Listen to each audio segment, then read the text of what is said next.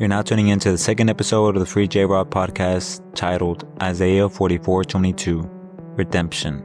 A friend of mine named Josh Pinedo joins us in this episode and the rest of the episodes. Pinedo was sentenced to life at 18 years old and was able to come home after 25 years at age 43 thanks to some laws that were passed that allowed him to see freedom. He shares his experience and hardships in prison and how he escaped the institutionalized mindset. Prison is definitely dehumanizing. You know what I'm saying? It's definitely dehumanizing. I've seen people get abused like bad. Butt naked, beat, handcuffed, thrown back in the cell for days naked, no blankets, no mattress, vent blowing, 40-degree temperature, freezing. I've seen people rub feces all over the door. Just, they lose it, you know? People, they lose it. California's union is strong. The CCPOA is the California Correctional Peace Officers Association. You know, they're heavily involved in politics of who the governor is, getting pay raises. They have a lot of loopholes where they just have monopolized their position. If you ever read this book, there's a book, it's called The Selling of America, C-E-L-L, like a cell. It'll break down and tell you a lot about the prison industry. Like in 1988, so like in 1986 in California, they took all the high-ranking gang members and put them in solitary confinement, right? Because the violence was rampant. Whites, blacks, Mexicans, from north and south, it was just out of control. So they built these prisons. Like Corcoran was one of the main ones.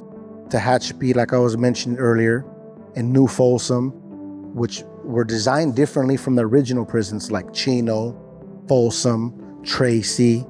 These are some of the older prisons, San Quentin, the beginning prisons in California. They lock all these guys up.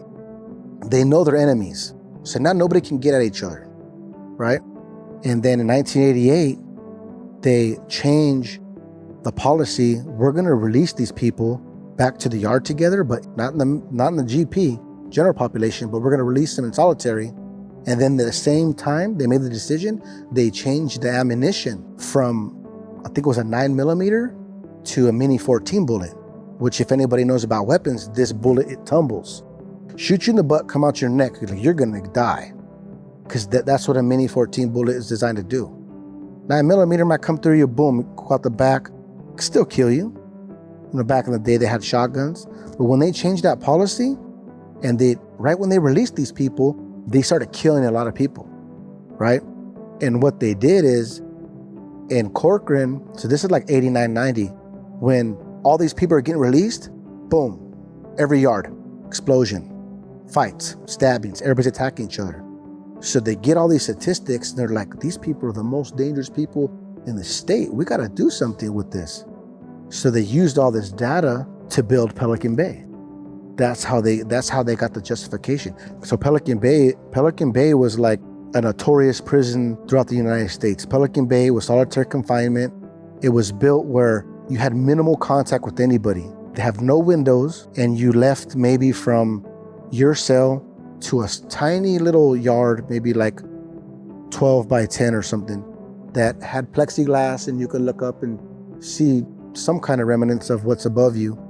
And they built it close to the border by Oregon. A lot of people can't get up there. Majority of people in prison come from low socioeconomic status, right? So now you put me a couple thousand miles away from my family.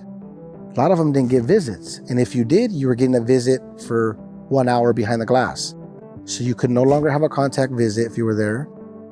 You only contacted with your cellie if you had a cellmate, and you were just locked down, 23 hours a day. Get a shower every 3 days. You go to yard every other day. They put all the hardcore gang members in that prison. Like they took them from Corcoran, which was the original SHU, security housing unit, and Tehachapi and Folsom, they shipped them all to Pelican Bay. And I have a friend, he was there for 25 years, and he's a good friend of mine, and he's not right no more in his head. They messed him up. So this prison after all this time has finally been shut down. They no longer use that prison. They did a couple episodes, I think on 60 Minutes, they talked about it. I think Oprah even went in there and they seen what it was about. And I think somebody recently just like built a Zen garden there. You know, that they did something that like that's never been done. You said a garden? A Zen garden. Is that the one Scott posted? Yeah. Yeah, I've seen that. Yeah, that was in Pelican Bay. So, but the psychological damage of the people that spent 25, 30 years in that place, it's irreversible. It's irreversible. It's difficult, number one, because how do you feel empathetic towards people that have committed crimes, right? Somebody in the community, when most people hear about it, this guy killed a woman, this guy killed a youngster, shot him in the head, or did this. Like, how do you feel empathetic for that person? You're like, oh, he's the worst thing, he needs to be locked up. Unless you get closer to the situation and you have like an understanding of it, then that's how people start, you know, practicing empathy. You know, one thing I noticed, it's so strange how like, okay, in this state, we have all these Christians. If you're a Christian, you believe in redemption, right? Paul's one of the, you know, most notorious killers of all time. You know, when he was Saul, you know, persecuting Christians left and right. Changed his life, is one of the greatest apostles in the Bible, wrote all these, you know, these books, and he's the classic example of change. But yet, somebody who can say they're a Christian is like, he's not redeemable. You know, so it goes back to the point, like, what do you believe? Can people be redeemed or not? Right? And some people do things that are horrific. They're horrific. You know, one thing I've learned in my life, I have some friends that have committed some horrible crimes, mostly gang-related crimes. I really never made friends with people that were into sexual crimes, because my journey in prison, that is frowned upon. You can't walk around with that type of background without being assaulted. A lot of the people that I became close to had more of a background like me, grew up in a dysfunctional family, became an angry young man, went to the streets looking for something bigger than themselves, something to apply themselves to. Gangs are the perfect avenue to let out that, you know, that aggression and that hate that you feel, not only for yourself, but for the world, because nobody accepts you in your mind, right? It's us against them. Those are the type of people that I was closer to. Now, with that being said, I've seen people change. I've seen hundreds of people change. Hundreds of them that are in the world right now, giving back, have dedicated their life, not only to honoring the people that they murdered or hurt, they've transformed. You know, they've transformed. So I tell people this, like, what do you believe? If you don't believe that people can change, then what's the point? What is the point? That you're so stubborn and stuck on, you did something bad, we're gonna wash our hands with you. You know, is that the world that we live in?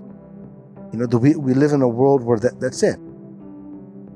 You did this, we're gonna throw you away, we don't want to see you no more. Like, what are your values and your beliefs? Like, what do you believe in? If you believe people can change, then you should be able to look at somebody and say, you know what, you did this. You're gonna pay the consequences, and let's see where it goes from there. What are you gonna do from this point on? Because if that person doesn't change and they don't show remorse and they don't become a productive person in society, then it's a shame. But what about the kid who is 14 years old, who picks up a gun and kills another guy because his younger brother got killed? And then he gets 200 years and he's told that his life doesn't matter and that he'll never go home. And this is a true story from, you know, a guy that ended up becoming a really, really good friend of mine. And that's what happened to him. It's a tragedy. I mean, if you go deeper into the United States, it's like you end slavery, and what do? So like, let's figure out a way to get labor out of people. How do we do it? If you commit a crime, we could use you, we could put you back in the situation you were in, right? So we're talking about the beginning of prison in the United States, right? We're going to abolish slavery, but we're going to change it to another area, the criminal justice system. And people have gotten really rich of locking up people for, these laws they pass in different states for $10 of crack cocaine. We're going to send you to prison in Florida for freaking 20 something years. It's like ridiculous. Or in my case, in California, 22 prisons that they built in 20 years, and they built 2 universities. So what did they see? Like Joshua said, it's predictable. What did they see? They seen that this was a pipeline that we could put all these people in these cells and fill them up. We could become rich. We could use them as slave labor, basically, because most of the prisons, they're all self-sufficient, and then they make products. There was a law in California that was passed by Pete Wilson in the 90s, which was all the government agencies in California, they had to buy all their furniture from the California Department of Corrections. So the money went in a circle, right? So if you become so concerned with that, what does that do to people? It desensitizes you from the human element, which goes back to what I was saying at the beginning, where people just look at you like money or a body, and they don't look at you like a human being. And that's what they teach the guards in prison. Don't look at them like they're human. And that's what you see in society today. When you start getting this propaganda put out there that people are not worth saving and they're not worth redemption. There's that fine line between those who got what they deserve and those who are wrongly convicted or just from predictable situations. When I say got what they deserve, I'm looking at it from Americans' position from what they see in the media. That the loss of empathy after they find out what happened, murder charge, attempted robbery, just depending on what the situation is to keep that discussion at a standstill for better changes in the prison system. I'm gonna give you a good example. Okay. So George Floyd is murdered, right? And Derek Chauvin's convicted of murder, right? Everybody watching it throughout the nation, some people said that he shouldn't be convicted. Other people feel like he had what he had coming because he could have prevented the man from dying. So I'm looking at it and I'm thinking about it, and I'm like, okay, I think he should be convicted. He took it too far. The man died. And then when it came out on the news that he got convicted, I thought to myself, so now what? Is Derek Chauvin unredeemable? Is that it for his story? Or can he go to prison and learn about himself and understand why he became the person who he was, who had so much either anger or lack of empathy or whatever it is? Is he unworthy of change? You know what I mean? And that's a deep question.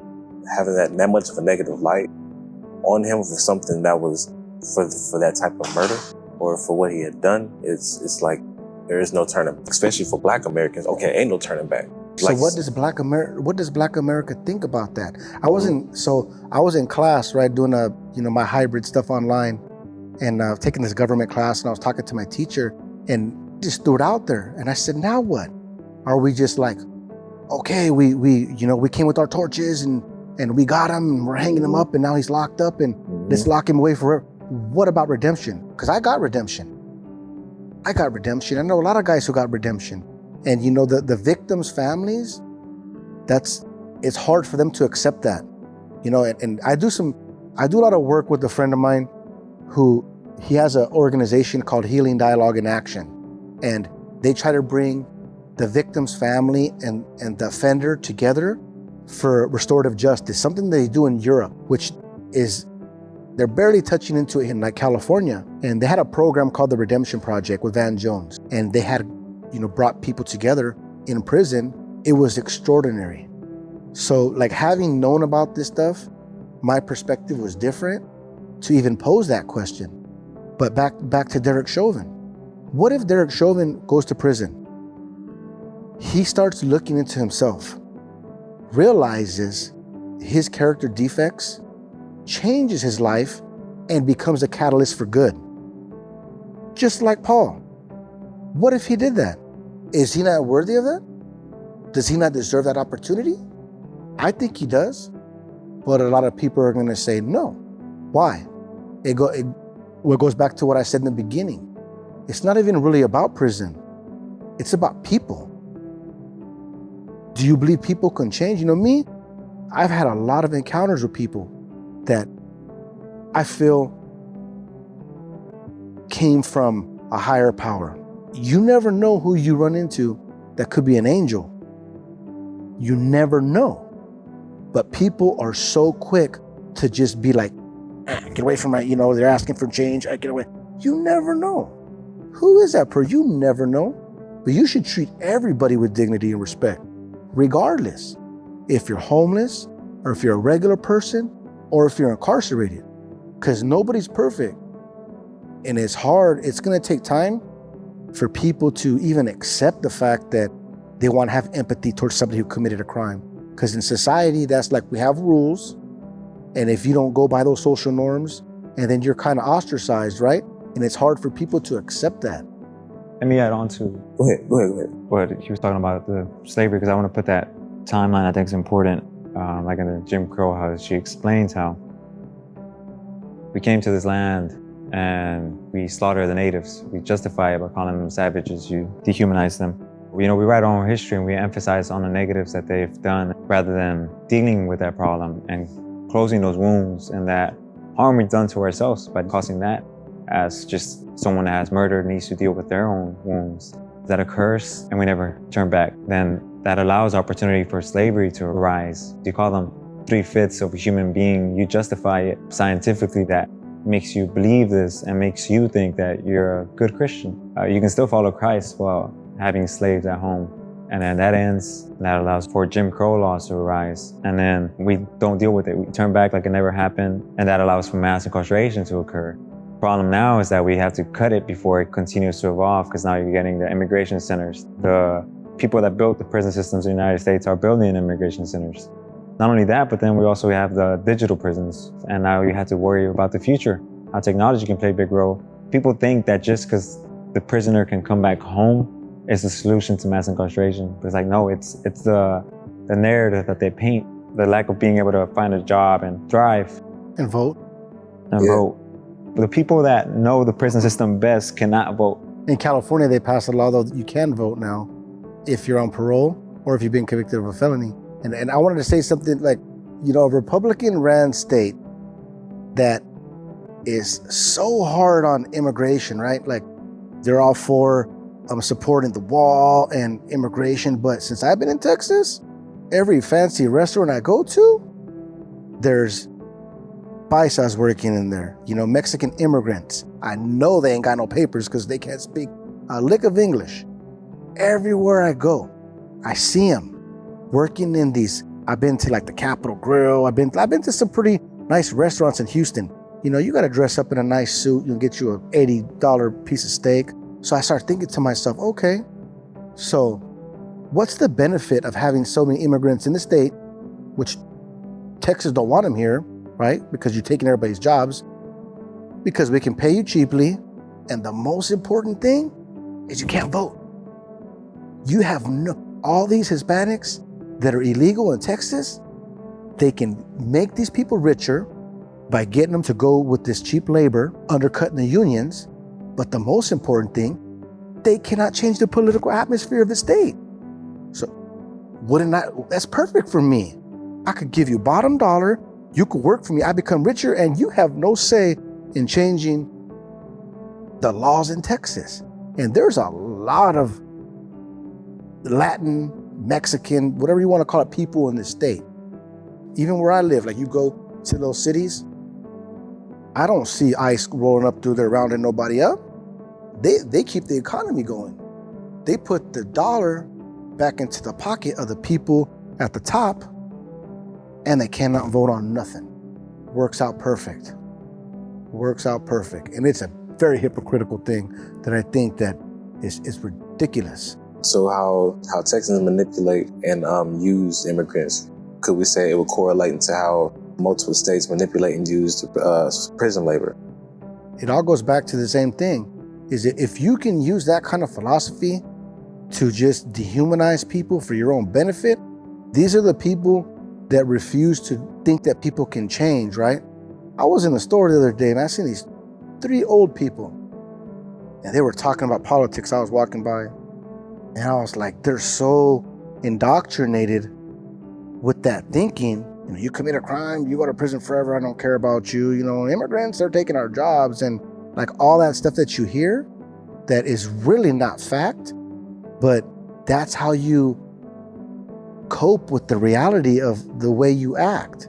So you have a big, you know, population of people, not just here, but throughout the United States and the world, that they feel like they can't let that go. Like there's certain things they cannot accept because it'll change you. It'll change what you believe, change what your family taught you, what your friends believe. If they start thinking like, man, like why are they doing that? Like what made them do that? Why is their culture like that? You know, let's look into their where they grow up at. Let's look into their families. They're gonna change everything. And that one family who does it, how are the rest of them families gonna accept them? They're not. And some people are so entrenched in that way of thinking that people are not willing to change their way they think, because it not only will it maybe ostracize them, they won't fit into that community no more. The community that's so tough, like Texas is tough. I'll just tell you this, so I committed my crime when I was 18 years old. That was 26 years ago, right? I was a completely different person, you know, changed like night and day from then now. But yet today, somebody could judge me for that. So they look at my background and they say like, oh no, like does that make sense? Like, so you're gonna judge me for my 18-year-old self. Never committed another crime the whole time because I was incarcerated for 24 years.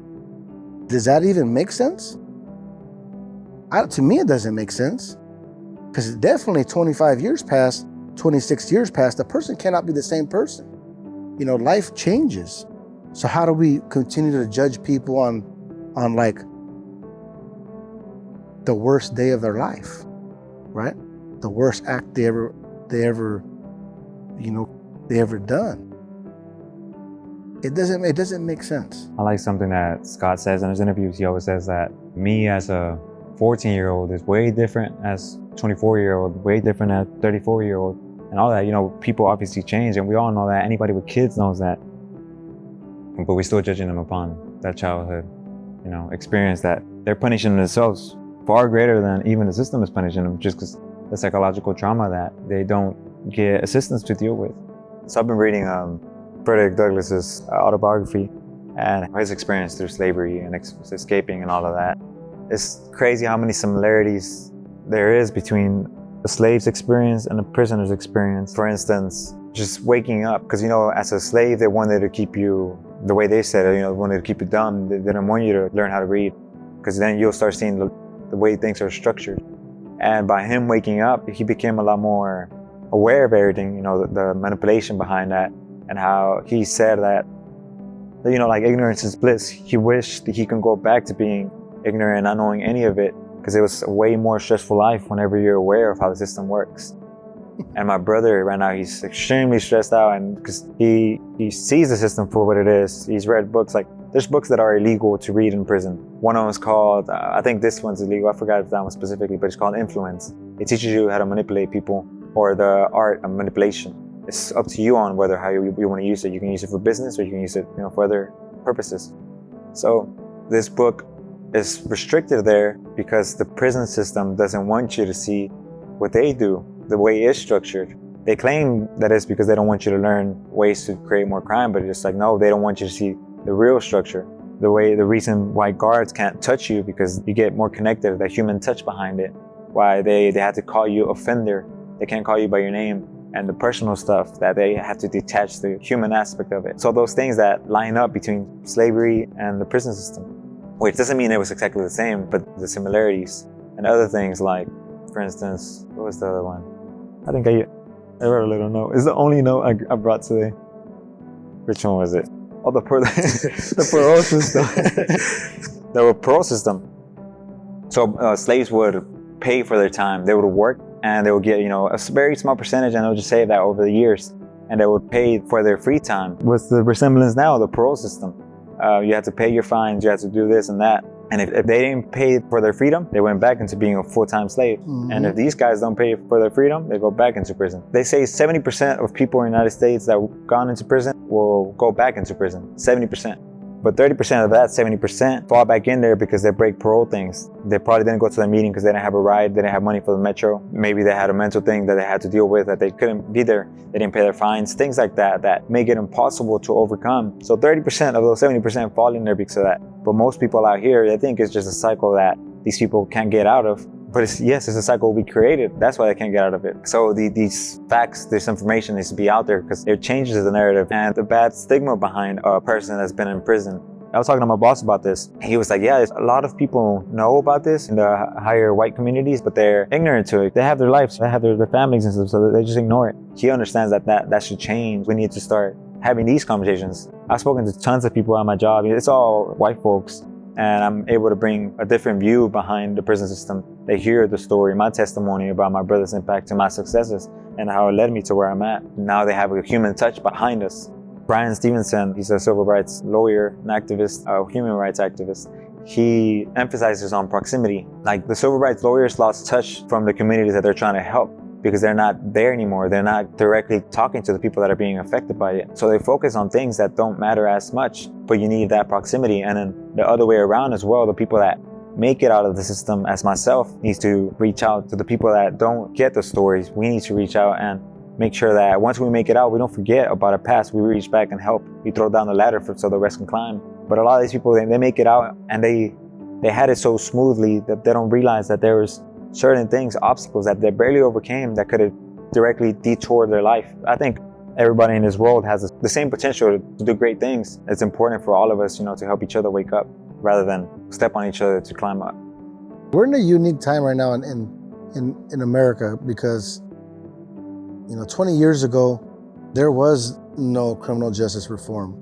Now you have all these movie stars and people that are getting involved because of individuals like Scott Budnick, who got Kim Kardashian involved and I've met a lot of people when I was incarcerated because we were in Los Angeles County in the prison, so it was easy for them to bring people.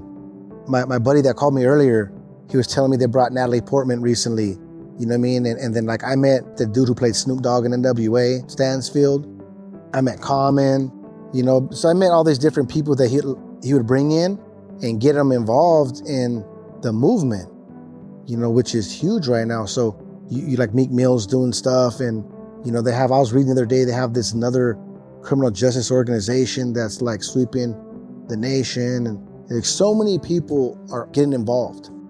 And the good thing about that is these people have status, and you have a lot of people that look up to them and they start seeing and they bring it to light of what's happening. 20 years ago, you didn't have that. 20 years ago, I never even heard of anybody getting out of a life sentence, ever. Life is life. So that's what I thought. I was like, damn, this is it. California's, I know maybe 200 people who had life that are out right now that I know personally, who I did time with throughout my incarceration. And a lot of them are doing really good stuff. Some of them have turned away from the movement because they just don't want to be around it. I don't want nothing to do with prison. I don't want to go back in prison. I don't want to talk about it. I just want to move on. That's not my agenda. I feel like my experience is too important to move away from that and not to utilize it. But for my brothers that don't want to do, I understand. They want to just do a job, work construction, do whatever they want to do, provide for their family, be productive, and live their life.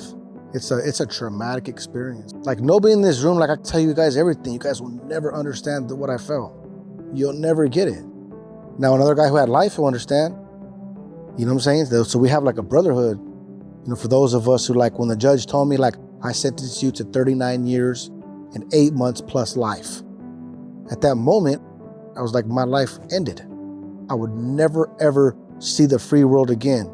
Never had a license, never had a car, never had a job, never had a real serious girlfriend, never lived with a woman, never been to a club, never been to a bar, never been to a football game, never been to a concert. I can go on and on and on and on of things I had never experienced. And all of it was gone. Boom, shift in the mentality. Full speed ahead, no looking back. All gas, no brakes. That's the way it was. There was no time to look back and think about it. And it's like now this just got serious. Because I'm going into where the grown men are at, the big dogs, the gangsters. You go in there as a young man, and then all these seasoned veterans are in there. You fall in line. And you learn what to do and what not to do, and how to be a survivor and not be a victim, and how to thrive in that atmosphere. And it's traumatic, man. It's traumatic. I stabbed people in prison. I'm not proud of that. I had to do what I had to do, plus I was angry. It was something that I wanted to do, not only because I was just full of anger and rage, but I had an agenda too. Like now people are gonna respect me. I'm gonna be in with my group. All of this is gonna benefit me. So that's what I did. And that's what a lot of people do, because prison is hard, man. If you ain't standing with somebody, it can be very difficult. And, it's changed a lot, especially in California. They have a lot of rehabilitation, a lot of programs, a lot of occasions and colleges and groups and classes, and so many things that are offered to you now that weren't there before. Completely has changed. But in my time, they didn't have that, man. None of it. You went to a yard that was always locked. Somebody gets stabbed, automatically you're locked down for at least a month minimum. Riot, you're gonna be slammed down for at least 3 months. I remember doing 8-month lockdowns. You're in your cell all day, you don't come out. You don't get no visits, you don't get no packages, none of that stuff, you don't get nothing. You just get a shower every 3 days and you go back in your cell, and then you wait for the next thing to happen, or who you're gonna attack, or who's gonna try to attack you. It's crazy, man. Prison it's nuts. It's traumatic. I was talking to Rezo, he's like, man, I got PTSD. I go, we all got PTSD. When you live through that experience, when I was in prison, I never ever dreamed about being free. When I used to dream about something that was even resembled freedom, I would always feel like, I gotta get back to my cell. It's count time. I'm gonna get caught. The oppression, it surrounded me so much that I couldn't, I never had a dream where I was like, oh man, I was at the beach with the girl. Never. 24 years, never. Even the dreams I was with my family sometimes, like I said, in the back of my mind, I gotta get back to my cell. What am I doing? Oh, they're gonna get me. I'm gonna get caught. I was always in captivity in my mind. It took some time when I got released to get away from that. And then a couple of days ago, I had a dream. I was telling my wife, I had a dream that I was gonna get caught with my cell phone, because in prison you can't have one, right? But one of them dreams popped back up into my mind, and I just started thinking, damn, it's hard, man. Prison, no matter what, prison is not an easy place. I don't care even what they give you, or what you have to preoccupy your time. In the end of the day, when they lock the gates, you're there with your own thoughts, and sometimes you can't see your love. This pandemic, even in the outside world, people didn't see their family for a whole year. In there, man, I have a lot of friends ain't seen. My friend had 2 twin daughters, and his babies are my baby's age. They're a year, and those visits mean something. In California, it's a privilege, it's not a right. So you have no right to the visit, but nonetheless, think about it. I can't see my wife, my mom. I know people that are on lockdown. Their grandma died. They lose people. It's not easy, man. Or people that have family that are on probation or parole, they can't come visit you. I didn't see my mom for 12 years because she had a criminal record. And then I seen her maybe 4 times. And then I didn't see her again until, another 12 years until I got out. Still haven't seen my dad. He's in 26 years. He's in Tennessee now. I can't travel without permission, but he's not doing good. But imagine people that you're just disconnected from your family, from everything you've been through, and it's harsh. It's a harsh reality. What's the main source of how they get their drugs? Just the cards? Yeah. I mean, you have people that'll go, have their family bring it, you know what I'm saying? But you can only bring so much through a visit. Either you got to swallow it or put it up your rectum. That's the only way. But when you start seeing if people are selling a little bit of drugs, then probably somebody brought it through a visit. But when people are selling a lot of drugs, only a lot of drugs only come in one way. It's to the cops or the free staff. They're people who have clearance to come in, perform their job, and leave. And they get manipulated or they get greedy for money because, you know, what you can buy right here in the streets for $100, in prison, you'll make $1,000. It's ludicrous. You know what I'm saying? This right here, iPhone 12, $3,000 easy. For a flip phone, a Samsung flip phone that you pay $50 to get it turned on, $1,500. Those things cost like $20 at Walmart or something, right? You know, there are a couple of guards in that prison got caught.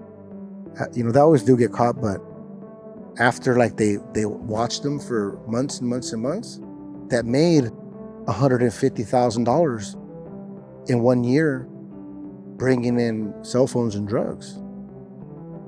Made ludicrous amounts of money. So, yeah. And the craziest part is, you know, people still question like, who's the one bringing it in? And but COVID happened, you know, they didn't have contact with people, the external people. And their drugs are still there. It's still drugs, the same amount. So what is accountability to fall on the wardens that allows all this to happen? Well, you know what they do? Unless they arrest somebody, they're like, oh, the drugs are coming in through inmates. You know what I mean? It's always the inmates, their families. I know because I had free staff bringing me drugs before I changed my life. I was into cell phones and drugs. So, you know, and I had my associates meeting with her, giving her the stuff, and she'll bring it to me. Well, she'll bring it to my cellie, and then he would come back from work, and then, you know, we would do our thing. So I know how it works, you know what I mean? I know how. She ended up, almost got caught, but she quit before they didn't catch her with nothing, but they knew because one of the homies was like messing with her too. But that's what makes that beast go around. It never stops everywhere you go. Man, there's another guy. He's a hero of mine. Another hero of mine. His name is Father Mike Kennedy. He's a priest, and he goes into prisons, and he's been going to juvenile halls for 30 years, and he worked in El Salvador during the Civil War, helping refugees. Like, the dude's just an amazing person. He was getting honored in Hollywood, and he was making a speech, and this is like a room full of, like, the mayor was there. I was there, bro. It was crazy. I had just got out. Had my first suit on. You know, Eric Garcetti was there. There was all the, you know, these people, and he made this speech, and he just started saying to people like, we're in Hollywood, the place of stars. We come down here through all these tents and all these people, and nobody even cares. In your fancy cars, eating this fancy dinner. Like, he just gave it to him. It was raw.